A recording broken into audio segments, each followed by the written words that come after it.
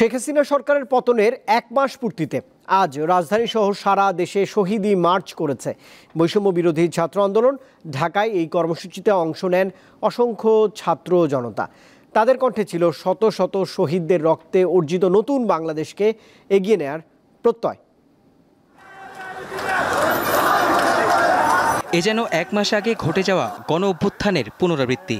বৃহস্পতিবার হাজার হাজার ছাত্র জনতা নেমে আসে ঢাকার রাজপথে। শেখ হাসিনা সরকারের পতনের ১ মাস পূর্তি উপলক্ষে শহীদি মার্চ শিরোনামে জুলাই আগস্টের শহীদ ও আহতদের প্রতি শ্রদ্ধা জানাতে এই আয়োজন করে বৈষম্য বিরোধী ছাত্র আন্দোলন। ৫ আগস্ট ছাত্র জনতার অভ্যুত্থানে পতন ঘটে আওয়ামী লীগ সরকারের ১৫ বছরের শাসন। সেদিন প্রধানমন্ত্রীর পদ থেকে পদত্যাগ করে ভারতে পালিয়ে যান শেখ হাসিনা। বিকেল ৩টার পর ঢাকা বিশ্ববিদ্যালয়ের রাজু ভাস্কর্য থেকে শুরু হয় কর্মসূচি।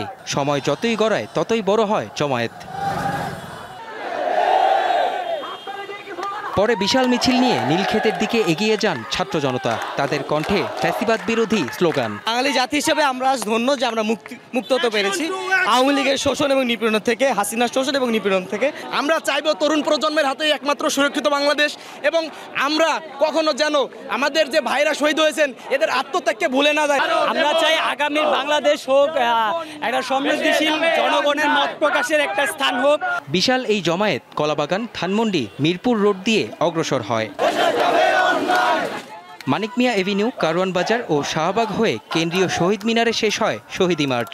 আমরা ওই সকল ফ্যাসিস্ট যারা ফ্যাসিস্টের চিন্তা তাদের মস্তিষ্কে বিন্দুমাত্র ধারণ করে তাদেরকে হুঁশিয়ার করে বলতে চাই, এই স্বাধীন বাংলাদেশে ৫ই আগস্টের পর থেকে কেউ ভুলেও নতুন করে ফ্যাসিস্টের দোষর সাজার বিন্দুমাত্র চেষ্টা করবেন না। মেহেদী হাসান, দীপ্ত সংবাদ, ঢাকা।